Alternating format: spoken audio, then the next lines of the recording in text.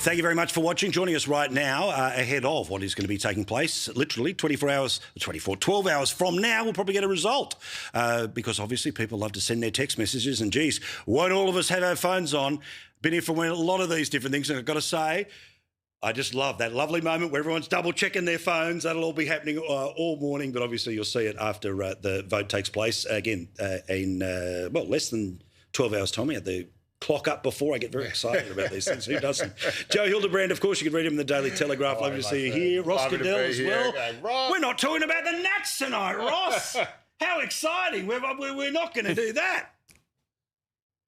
It's so much better being the watching the internal machinations rather than being it. That's all I'll say today.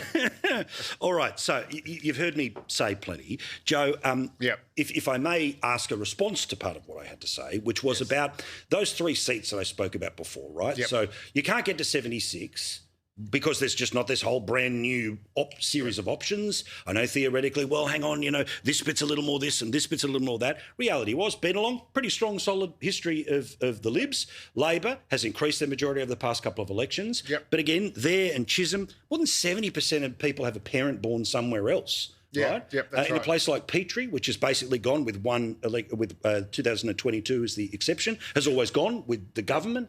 Again, number of renters is starting to rise. Now, how important is it that there's a genuine reset tomorrow, regardless of who's the captain, that they need to understand that they've got to reintroduce themselves because currently they're written off? Absolutely, they're written off.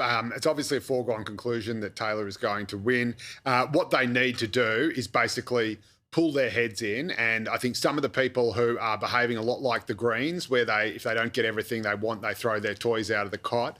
That's just the Nats, right? Have got that's right. The Nats are a paragon of stability at this point in time.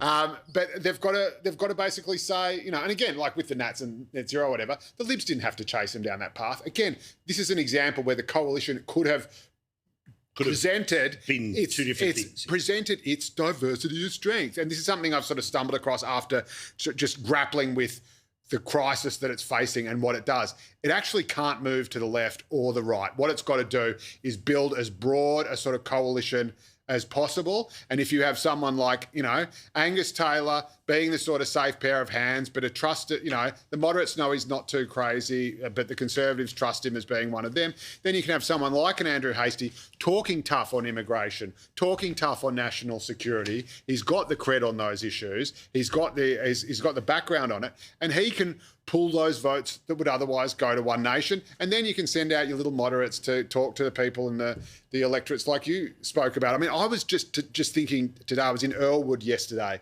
and just thinking this was once a safe Liberal seat that was about to go to Alan Jones and in New South Wales. And now it's just an absolute Labor heartland. And Earlwood, is Earlwood in Reid? No, I think it might be in the west. It's a bit of Reid, it's a bit of Graindler, and it's a bit of Barton. Yeah, there you go. So well played. All right, so Ross, back to where I was saying about Australian values, right? The opportunity, again, reformed coalition, existing or most likely new leader, again, the opportunity there to reintroduce yourself. And again, I'm not just saying, hey, there's a list of this one survey, so can you come up with a whole bunch of stuff that matches what the survey says? But I'm saying security shouldn't be left or right. Honesty shouldn't be left or right. Equal opportunity shouldn't be left or right. Compassion shouldn't be left or right. And sustainability shouldn't be right. Instead, the values that feed the policies is what should affirm that you have the answers on those 5 national values. That, again, is a marketing survey, so of course got a bit of lefty spin in it, but still,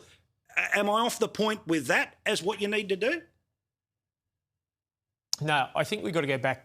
I think Susan's been a victim of probably being a bit too careful with so many things she's done and the processes we've put in place. And I think it's a bitness now because you don't know where we are, you don't know what we're saying because it's been too slow. If I go back to my first ever involvement as a youth political guy, back in the days in Howard, you'd have all your policies, you'd have your values, and you'd work out which ones were popular to sell and you go out and sell them. Now it's the complete opposite. You go and talk to people about what they want and you build your policies around that. That has to stop. You can't 100%. Be everyone to the swinging voter. You've got to go back to your home and say, this is who we are, this is what we believe, and you've got to be a little less careful. I think Pauline and One Nation are doing that very well. They're being a little less careful. They're standing where they want to be. I think we're going to see a bit of a bounce, but unless we get this right again, this is it. This is, as James said today, this is the final point. If we don't come out and say this is who we are, this is what we believe in, this is what we're going to do, we're going to stuff this up as well. So whoever wins, and I think you're right, I think it's going to go the way of Angus, we have to get out there quickly. We can't go another 9 months without policies. We need to turn them around quickly. We need to get them out and say who we are for good. Otherwise, we don't deserve to be in the game.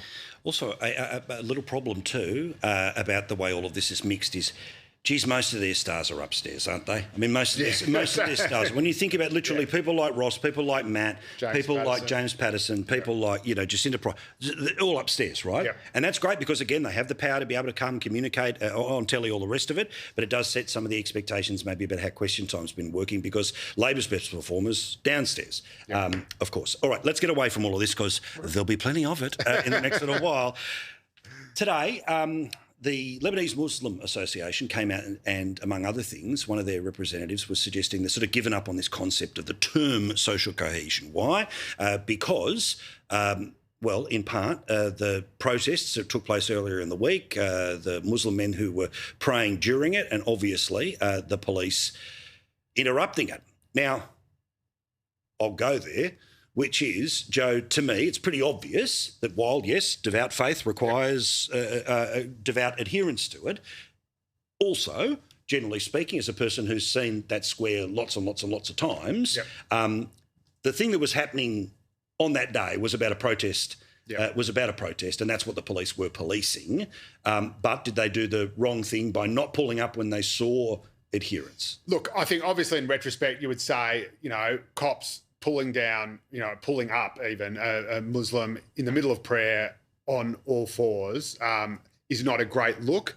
Having said that, if they want someone to blame for that happening, it's the protest organisers who refused to obey police direction time and time and time again. And it could not have been clearer in the days and weeks leading up to this protest that it was going to be illegal if it took place at these prescribed areas. The police bent over backwards to give them all of Hyde Park to protest in, which they could have done. And the same people who let them go across the bridge, i.e. the courts, who said, you know what, they went again, and the court turned around and said no, and the police... That's right. So let's not forget that even when they went to the court to protest on the Harbour Bridge, they said, even if the court doesn't let us, we're still going to try to do it anyway. Sure. So again, they went there looking for a fight.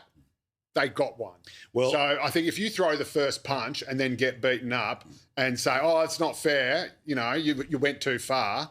Yeah. I don't think that's. But also, what plays well. Again, I'll go there too. And I'm not talking here about the association. I'm talking about some of the lefties who have become deeply concerned about this issue, Ross.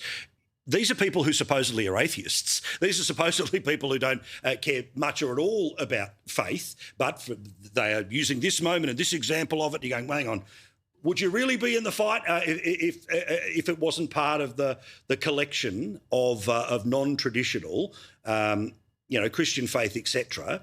But perhaps that's too hot to handle as a concept. But still, I'm just saying, yes, was it a bad look? You betcha, right? Was it a bad look? You betcha. But did the police have every right to move everyone on who wasn't supposed to be there?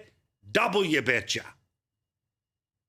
Yep, 100% right. It is the cleaner term, mess around and find out. And people just want to mess around now. We are going too far in letting people do. We're encouraging law breaking. If it's the vape regulations that don't stop vaping, it's the e-bikes that we're going to put laws in that can't be enforced. Give the police the power and the confidence to act in these things and act the way they should. We don't need more laws. We need the ability to protect the people that go out there and do the right things. And you take that protest and put it in the West Bank or put it in Gaza where you're going against a government authority, what would happen there? We're hearing what's happening in Iran, on protest. These things, the Western democracy we have, and I cross the floor, I'm paying the price for protecting freedom of speech. I love protest. But follow the law when you do it. It's not that bloody hard to do. And then don't go whinging when you break the law and someone has a crack at you. It's pretty simple. Yeah, well, we'll all see where it goes. Matt Canavan in Senate estimates, he was up against Michelle Bullock. Now, I think some of the reporting on this, pretending that the clash was all him putting words in her mouth, rubbish. He's clearly talking about the way the government has been spinning things, but Michelle Bullock decided to make it a back and forth, which means we show it on TV tonight. I think people are only going to get angrier in this country if they're gaslit into thinking that the economy is okay when their lived experience is absolutely terrible. Senator, right I now. take exception to that comment. I am not as I have taken gaslighting things anyone. are okay. Let us speak. I have said that there are certain aspects of the economy which are doing well, and one of them is the labour market, which is positive for people. Now, he's putting words, he's verballing the Reserve Bank governor. Oh, no! Ross, okay, it's meant to get a little back and forth. You also know a lot of people that, if you know your rugby league, you know what slow playing the ball does. Otherwise, if you're playing the clock, slowing things down, you've only got so many minutes. They know that, so they would stretch things out. I don't know what happened before, but I'm pretty sure he was tired of the over-talking. What do you think here? And should he apologise or at least serve 6 months in jail for mansplaining? No, he should not. He shouldn't even go close to it. If you're out there saying that aspect of the economy is doing well, you've got to be challenged. That's why you come to estimates. It's not an agree fest. We don't get to pat everyone on the back and say, thanks for doing what you do. We test people. And I know she says the labour market's doing well, and that part. She also said that we have, underlying inflation that's above range. We have lower growth. We've got low growth in the economy, under 2%, all these things going there. The economy is not doing well if the majority of Australians aren't sharing in it, and too many people are doing it hard. So let's not apologise for recognising that thing. You talk about these seats, the Bennelongs and the Reeds and the things of the world. The people out there aren't having a great time. They're working 2 jobs. They're making decisions on what they spend the money on. And we have to be able to question that and make sure the mindset of our decision makers, like Ms Billick, who is doing a pretty good job under awful circumstances on spending, she has to understand that as long as the numbers look good, that's one thing. The people have to feel it. Otherwise, we are not doing our job. Yeah, I mean, what did you think? Because some of the outrage today. The outrage is bollocks, obviously, and Matt Canavan knows exactly what he's doing, and he's extremely good at it. I think this is a case where both things can be true. Yes, the employment rate is very high, but the problem is if you've got an inflation rate that is running higher than wages, then you are not going to, you're still not better off. So I grew up, I was a child of the early 1990s recession where, you're looking at double-digit unemployment, and that is horrendous. The problem is, these days I do a lot of work with Salvos and Vinnies, and they are experiencing record demand. So we've got record employment, yes, or near record since the 60s, but we've also got record demand for homelessness. When there's a queue for food, services. Stop telling me it's... And there's some figures, again, in New South Wales that the number of homeless has doubled. It's a bit apples and oranges. I'm not going to subscribe to that, but it is absolutely an increase. And so having a job isn't enough anymore. Lads, appreciate it very much. Thank you very much. Look forward to seeing you. We would have done winners and losers, but I think we'll have to wait till about this time. I think Angus Taylor... About 9:30 tomorrow.